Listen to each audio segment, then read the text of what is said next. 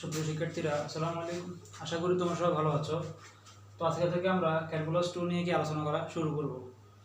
তো আজকে আমাদের প্রথম চ্যাপ্টার ক্যালকুলাস 2 ভেক্টর মান ফাংশন এই অধ্যায়টা নিয়ে কি আলোচনা করব। তো এই অধ্যায়টা জানার আগে আমাদেরকে কিছু ডেফিনিশন জানতে হবে, যে ডেফিনিশনগুলো আমরা জানলে সেখান থেকে আমরা এই অধ্যায়ের এক্সাম্পলগুলো কি খুব ভালো মতো করতে পারবো। তো এই অধ্যায়ে কিছু ডেফিনিশন আছে। প্রথমটা হলো scalar function. Scalar function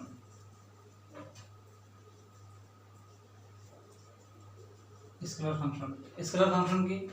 scalar function হলো কোন একটা রিজনে এক্স ওয়াই জেড এর সকল মানের জন্য যদি এক একটা স্কেলার পাওয়া যায়, ওই জাতীয় ফাংশনগুলোকে মূলত স্কেলার ফাংশন বলে। সাপোজ আমি যদি বলি, ধরলাম এটা কোন একটা রিজন এখানে আছে, এখানে এক্স ওয়াই জেড এর তিনটা মান আছে। ওই এক্স ওয়াই জেড এর তিনটা মানের জন্য যদি এক একটা স্কেলার মান পাওয়া যায়, অর্থাৎ মানগুলো হবে কিন্তু একটা ধ্রুবক, কারণ স্কেলার মানে জানি যে শুধুমাত্র মান থাকে। অর্থাৎ এক্স ওয়াই জেড এর সুনির্দিষ্ট কিছু মানের জন্য যদি আমরা যে নিয়ম একটা এক্স ওয়াই জেড এর কিছু মানের জন্য যদি আমরা এক একটা স্কেলার মানে মান পাই, সেগুলোকে স্কেলার মান ফাংশন বলে। সাপোজ আমি যদি বলি যে আমি একটা ফাংশন ধরি phi of x, y, z নামে একটা ফাংশন সাপোজ চিন্তা করলাম, x square plus y square plus z square. তো এখানে x y z এর প্রত্যেকটা মানের জন্য কিন্তু আমি একটা স্কেলার মান পাবো। x y z এখানে মানগুলো বসালে এটা পাবো। সাপোজ আমি যদি এখানে x এর জায়গায় 1 2 3 বসাই, তাহলে কি আসে?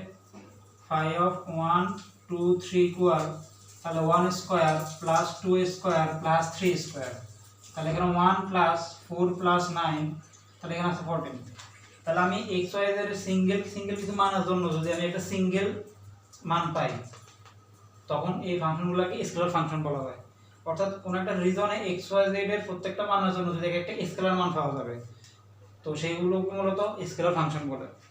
অর্থাৎ শূন্য কোনো রিজন আর এর প্রত্যেক বিন্দুতে x y z এর জন্য যদি একটা scalar phi of x y z বিদ্যমান থাকে, তখন ওই phi of x y z কে বলা হয় একটা স্কেলার ফাংশন। সেজন্য এই ফাংশনগুলোকে বলা হয় কি একটা স্কেলার ফাংশন। তো আশা করি তোমরা স্কেলার ফাংশন জিনিসটা বুঝেছো। তো এর পরবর্তীতে আরেকটা ডেফিনিশন আছে, সেটা হলো ভেক্টর ফাংশন। তো ভেক্টর ফাংশনও ঠিক একই রকম ভাবে ভেক্টর ফাংশন হলো যে শূন্য কোনো রিজন, কোনো একটা রিজন ধরছে আর কি, আর ওই রিজন আর এর ভিতরে যদি x y z এর প্রত্যেকটা মানের জন্য একটা ভেক্টর পাওয়া যায়। আগের ক্ষেত্রে আমরা স্কেলার ফাংশনে দেখছিলাম যে x y এর তিনটা মানের জন্য একটা স্কেলার পাওয়া গেছিল, অর্থাৎ কয়েকটা মান পাওয়া গেছিল। এখন x y z এর তিনটা মানে x y z এর প্রত্যেকটা মানের জন্য যদি একটা ভেক্টর মান পাওয়া যায়, অর্থাৎ ভেক্টর পাওয়া যায়, অর্থাৎ মানের সাথে একটা দিকও থাকবে, এরকম যদি কোনো ভেক্টর পাওয়া যায়, ওই ফাংশনগুলোকে মূলত ভেক্টর ফাংশন বলে থাকে। আচ্ছা, তো এটা হলো আমাদের ভেক্টর ফাংশন। তো আরেকটা আমাদের কিছু জানতে হবে, তার হলো যে ভেক্টর ফাংশনের পরামিতি। তো এখন হচ্ছে ভেক্টর ফাংশনের পরামিতিটা কি? ভেক্টর 3 নাম্বার, ভেক্টর ফাংশনের পরামিতি।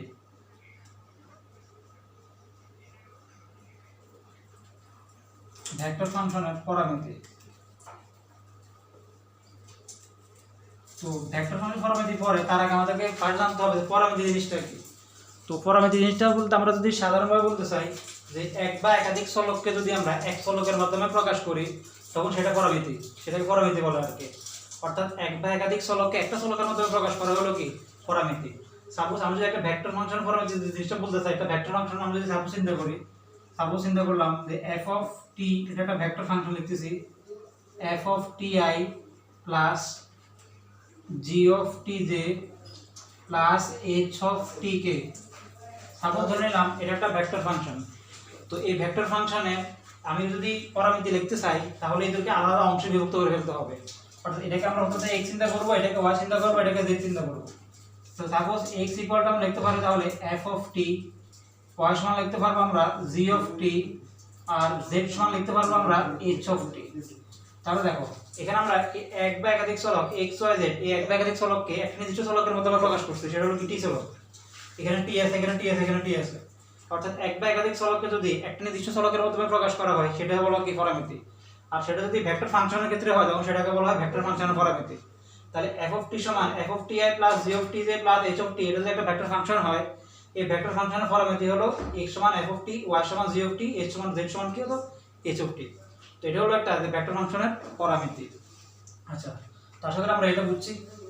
তো এখন দেখবো আমরা যে ভেক্টর ফাংশনের ডোমেন, কারণ এটা থেকে মূলত আমরা এই ডোমেন লেখাচিত্র এগুলো অঙ্কন করবো আর কি। তো এখন দেখবো আমরা যে ভেক্টর ফাংশনের ডোমেন, ভেক্টর ফাংশনের ডোমেন, ভেক্টর ফাংশনের ডোমেন। তো ভেক্টর ফাংশনের ডোমেনগুলো কিরকম, কিভাবে ডোমেন নির্ণয় করতে হয় সেই ডেফিনেশনটা বলতেছি। যে ভেক্টর ফাংশনের ডোমেন হলো, একটা ভেক্টর ফাংশন আমরা চিন্তা করি, ধরি f of t সমান সমান f of ti plus g of tj plus h of t কে একটা ভেক্টর ফাংশন চিন্তা করছি। এই ভেক্টর ফাংশনের যে এটা ভেক্টর ফাংশন, তো এই ভেক্টর ফাংশনের t এর যে সকল বাস্তব মানের জন্য যদি এখানে ভেক্টর ফাংশন t চলক মাধ্যমে আছে, তো এই ভেক্টর ফাংশনের ভিতরে t এর সকল বাস্তব মানের জন্য যদি t এর সকল বাস্তব মানের জন্য যদি এই ভেক্টর ফাংশনের ভিতরে যে f of t g of t h of t আছে এগুলোকে বলা হয় অংশক। অর্থাৎ এই ভেক্টর ফাংশনের t এর সকল বাস্তব মানের জন্য যদি এর অংশক সমূহ, অর্থাৎ যদি এর অংশক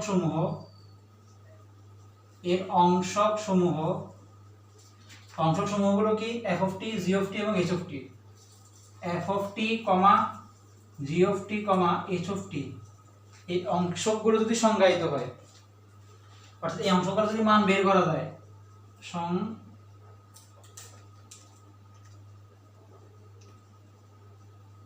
এই অংশগুলো যদি সংজ্ঞায়িত হয় তবে টি এর ওই সকল মানের সেটকে f of t এর ডোমেন বলে। সংজ্ঞায়িত হয় তবে টি এর ওই সকল মানের সেটকে f of t এর ডোমেন বলে। মানের সেটকে f of t এই ভেক্টর ফাংশনের ডোমেন বলে, ফাংশনের ডোমেন বলে। তাহলে ভেক্টর ফাংশনের ডোমেনটা কি? ভেক্টর ফাংশনের ডোমেন হলো যে কোন একটা ভেক্টর ফাংশন আমরা যদি চিন্তা করি, ওই ভেক্টর ফাংশনের t এর যদি সকল বাস্তব মানের জন্য এই ভেক্টর ফাংশনের যে অংশগুলো আছে f of t, g of t এবং h of t, এই অংশগুলো যদি সংজ্ঞায়িত হয় তাহলে ওই সকল t এর ওই সকল মানের সেটকে মূলত f of t এই ফাংশনের কি বলে? ডোমেন বলা হয়। আচ্ছা, তো এটা হলো ভেক্টর ফাংশনের ডোমেন। তো আমাদের মোটামুটি এই ডেফিনিশনগুলো জানলেই হবে। এখন আমরা আচ্ছা, তো তাহলে এই ভেক্টর ফাংশনের ডোমেন কিভাবে নির্ণয় করা হবে? ডোমেনটা নির্ণয় করা হবে d of f equal to d of f intersection d of g intersection d of h, অর্থাৎ প্রত্যেকটা অংশকে আলাদা আলাদা ডোমেন বের করে ইন্টারসেকশন করলে সম্পূর্ণ ভেক্টর ফাংশনের কি ডোমেনটা পাওয়া যাবে। তো এই ভেক্টর ফাংশনের ডোমেন মূলত আমরা এইভাবে এই জিনিসটার মাধ্যমে এখানে এটা বের করার চেষ্টা করব। আচ্ছা, তো আজকে আমরা কিছু তাহলে একটা एग्जांपल দেখে চেষ্টা করি যে কিভাবে ভেক্টর ফাংশনের ডোমেনটা নির্ণয় করা হয় সেটা। আচ্ছা, তো এই মুছতেছি।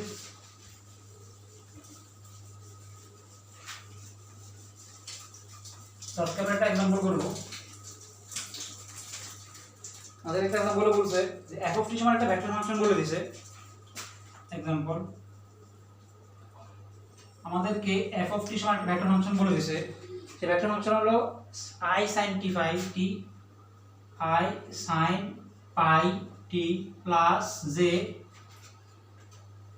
t square by t plus 1, t square by t plus 1 plus k into root over 2 plus t, k 2p root over 2 plus t। তো বলছে আমাদেরকে এই ভেক্টর ফাংশনের ডোমেন বের করতে বলছে। যেহেতু এটা একটা ভেক্টর ফাংশন, তো এই ভেক্টর ফাংশনের ডোমেন বের করব এখন। এটা খুব গুরুত্বপূর্ণ। এটা পরীক্ষাতে 2013 তে আসছে, দ্বিতীয় বর্ষ ক্যালকুলাস মেজর পরীক্ষাতে 2013 তে প্রশ্ন পরীক্ষাতে আসছে। এটা নন মেজর 2013-17 তে আসছে, এছাড়া নন মেজরে 2013 এবং 17 তে আসছে। তো আমরা এখন এই ফাংশনের ডোমেন নির্ণয় করব। তো এই ফাংশনের ডোমেন নির্ণয় করতে হলে আমরা এটাকে ভেক্টর ফাংশন যেটা আগে ধরছিলাম সেটার সাথে তুলনা করতে হবে। তো ইহাকে f of t equal to f of ti plus g of tj plus h of t কে সাথে তুলনা করে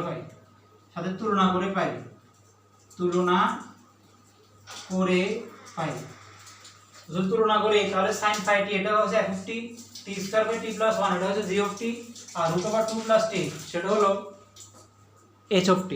তো এগুলো আলাদা আলাদা ডোমেন নির্ণয় করে ইন্টারসেকশন করলে আমরা এই নির্ণয় প্রদত্ত ভেক্টর ফাংশনের কি ডোমেন পেয়ে যাব। তাহলে সুতরাং আমরা এখান থেকে লিখতে পারবো f of t সমান কত sin phi t sin phi t। তো এটা ডোমেন t এর কোন সব কি সকল মান আছে এটা সংজ্ঞা যখন এটা দেখতে হবে। এখানে যেহেতু t আছে t এর ক্ষেত্রে যত বাস্তব তত মান আছে অর্থাৎ -ইনফিনিটি থেকে +ইনফিনিটি পর্যন্ত যত মান আছে সকল মানের জন্য কিন্তু sin phi t এর একটা সুনির্দিষ্ট মান আসবে অর্থাৎ f of t কি সংজ্ঞায়িত হবে। সাপোজ তুমি t এর মান এখানে কত 2 বসাও তাহলে sin phi তো কত 180। তো t এর মান যদি আমি +2 বসাই তাহলে 180 2 গুণ কত 360 তাহলে sin 360 এর কিন্তু একটা সুনির্দিষ্ট মান আছে। আবার তুমি এখান থেকে যে t এর একটা ভগ্নাংশযুক্ত কোনো মান বসাও আমি হাফ বসালাম তাহলে 180 হাফ কাটা 90 sin 90 তার একটা সুনির্দিষ্ট মান আছে অর্থাৎ এই t এর জায়গায় আমি বাস্তব জগতে যত মান আছে বাস্তব জগতে যত ধনাত্মক মান আছে ঋণাত্মক মান আছে সবগুলো যদি এখানে t এর জায়গায় বসাই না কেন এই sin phi এর একটা সুনির্দিষ্ট মান আসবে অর্থাৎ f of t K t কি সংজ্ঞায়িত হবে। তাহলে এটা লিখতে হবে t এর সকল বাস্তব মানের জন্য t এর সকল বাস্তব মানের জন্য t এর সকল বাস্তব মানের জন্য f of t কি সংজ্ঞায়িত f of t কি সংজ্ঞায়িত f of t সংজ্ঞায়িত। তাহলে এই f of t ডোমেন কি হবে g of f সকল বাস্তব সংখ্যা -ইনফিনিটি থেকে +ইনফিনিটি পর্যন্ত সকল বাস্তব সংখ্যা হলো কি এই t এর তাহলে এই f of t ফাংশনের কি ডোমেন।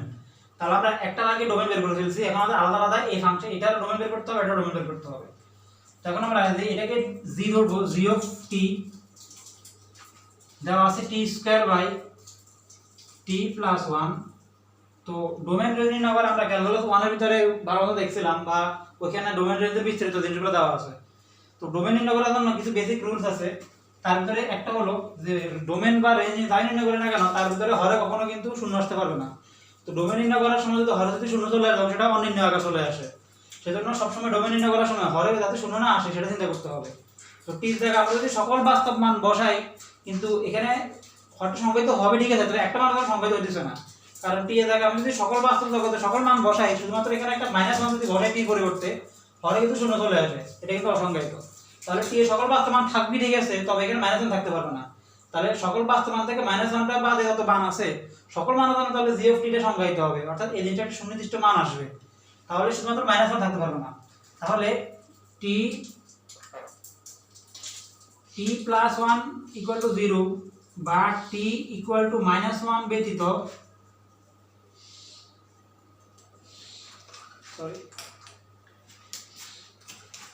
সকল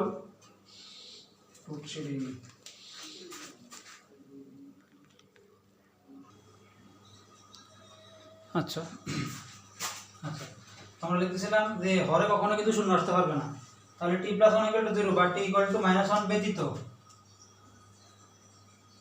সকল বাস্তব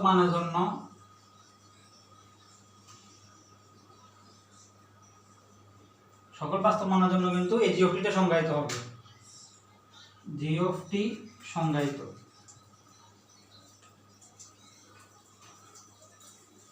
g of t সংজ্ঞায়িত তাহলে d of g কি হবে g of t ডোমেন তাহলে সকল বাস্তব সংখ্যা থাকতে পারবে ঠিক আছে শুধুমাত্র -1টা থাকতে পারবে না। তাহলে সকল বাস্তব সংখ্যা আছে অর্থাৎ -ইনফিনিটি থেকে +ইনফিনিটি পর্যন্ত সকল সংখ্যা আছে শুধুমাত্র -1টা নাই এটা ব্যতীত সকল মানের জন্য কি g of t ফাংশনটা কি সংজ্ঞায়িত হয়েছে। আচ্ছা তাহলে আমরা এই জিনিসটারও কি ডোমেন বের করে ফেলছি এখন আমরা লাস্টে এই জিনিসটা ডোমেন বের করতে হবে। আচ্ছা আমি এটা এখানে মুছতেছি এই ভাষা করতেছি। আচ্ছা এখন আরেকটা ফাংশন আছে এটাকে আমরা h of t চিন্তা করছিলাম তো h of t equal to √2 plus t। তো রুট যুক্ত মানের ক্ষেত্রে ডোমেন নির্ণয় করার সময় রুটের ভিতরে কিছু নিয়ম আছে। নিয়মটা হলো যে রুটের ভিতরে কিন্তু কখনোই ঋণাত্মক মান সম্ভব না। রুটের ভিতরে হয়তো মানটা ধনাত্মক হতে হবে অথবা শূন্য থেকে অথবা বড় হতে হবে তবে কোনো ঋণাত্মক মান এখানে সম্ভব না। আচ্ছা আমরা এখন এটার ডোমেন নির্ণয় করতেছি h of t সমান √2 plus t। তো রুট জাতীয় জিনিসগুলোর ক্ষেত্রে ডোমেন নির্ণয়ের সময় আমাদেরকে প্রথমে দেখতে হবে একটা কথা মাথায় রাখতে হবে যে রুটের ভিতরে মান কখনোই ঋণাত্মক সম্ভব না। রুটের ভিতরে মানটা অবশ্যই সবসময় শূন্য হতে হবে অথবা শূন্য থেকে বড় হতে হবে, তবে ঋণাত্মক হতে পারবে না। সেজন্য রুটের ভিতরে যে জিনিসটা আছে 2 + t, এটা সবসময় শূন্য তো শূন্য থেকে বড় হতে হবে। তাহলে এই যে 2 + t ≥ 0 এর জন্য 0 বা t ≥ -2 এর জন্য h(t) সংজ্ঞায়িত, h(t) সংজ্ঞায়িত, অর্থাৎ h(t) এর কি মান বের করা যাবে। সুতরাং তাহলে h এর ডোমেন d অফ h এর ডোমেন হবে কি -2 থাকতে পারবে -2 থেকে বড় সকল মান। তাহলে -2 যদি ইকুয়াল আছে তাহলে আমরা এখানে এই ব্র্যাকেটে এটা দেব, থার্ড ব্র্যাকেট -2 থেকে +∞ পর্যন্ত সকল মানের জন্য h(t) কি সংজ্ঞায়িত। কারণ গ্রেটার অর ইকুয়াল থাকলে আমরা কি করি, মানে সাব ব্র্যাকেট দেই, আর যদি শুধু গ্রেটার দেন থাকে তাহলে ফার ব্র্যাকেট ইউজ করি আর কি। এগুলা আমি ব্যবহারের ক্ষেত্রে মানে ফার্স্ট ইয়ারে দেখছিলাম কিছু হালকা পাতলা। আচ্ছা, তো তাহলে আমরা এই তিন ধরনের ফাংশন আলাদা আলাদা অংশগুলো ডোমেন নির্ণয় করে ফেলছি। যেহেতু এখন আলাদা অংশগুলো ডোমেন নির্ণয় করে ফেলতে পারছি, এখন আমরা চাইলে সম্পূর্ণ ভেক্টর ফাংশন ডোমেন বের করতে পারবো। সুতরাং আমি যেগুলো মুছতেছি, এটা মুছতেছি, মুছে ফেলতেছি। সুতরাং সম্পূর্ণ ভেক্টর ফাংশনের ডোমেন অর্থাৎ total d of f, domain কি সবগুলো অংশকে আলাদা ইন্টারসেকশন, ডোমেনের ইন্টারসেকশন অর্থাৎ d of f intersection d of g intersection d of h। তো সবগুলো মান বসাই। d অফ f তোমার পাইছি এত -∞ থেকে +∞, -∞ থেকে +∞, তারপর ইন্টারসেকশন d অফ g পাইছি এত -∞ থেকে +∞, এটা থেকে -1 নাই, -1। আচ্ছা, আর এটা বুঝতে পেরেছি। আর d অফ h তোমরা এখানে পাইছি এই পাশে, আর d অফ h তোমরা কত পাইছি -2 to infinity, intersection -2 to infinity. তো এখন আমরা এই সম্পূর্ণ ভেক্টর ফাংশনের এখন ডোমেন নির্ণয় করব, এগুলো মুছে ফেলতেছি। আচ্ছা, তো তাহলে আমাদেরকে এখানে বাস্তব সংখ্যা রেখা অঙ্কন করে জিনিসটা দেখলে খুব সহজ হবে। প্রথমে আমরা এই দুটোর ভিতরে ইন্টারসেকশন করব, -∞ টু +∞ এর ভিতরে, -∞ টু +∞ এর ভিতরে। সাপোজ দেখো এটা যদি বাস্তব সংখ্যা হয়, এটা শূন্য, এদিকে -∞, এদিকে কিন্তু +∞। তো -∞ থেকে +∞, এই দুটোর ভিতরে কমন তো আসলে -∞ থেকে +∞ পর্যন্তই আছে। সেজন্য এই দুটোর কমন লেখা হয়েছে -∞ থেকে +∞